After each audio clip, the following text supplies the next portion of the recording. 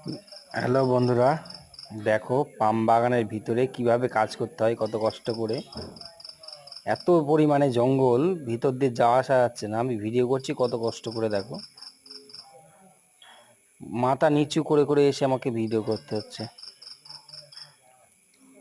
প্রচুর জঙ্গলের ভিতরে, এই কোনো জায়গায় সাপ বসে থাকলেও টের পাওয়া যাবে না। এর মধ্যে জায়গায় জায়গায় মুরগি বসে থাকে, আর সাপও থাকে। সাপ সাপ মাঝে মাঝে খুঁজে পাওয়া যায় জঙ্গলের মধ্যে। এত জঙ্গল দেখো চারি সাইডে। পাম বাগানের ভিতরে আমরা এই জঙ্গল মারায় কাজ করি। তা কাজের ফাঁকে একটা ভিডিও বানালাম, ভালো লাগলে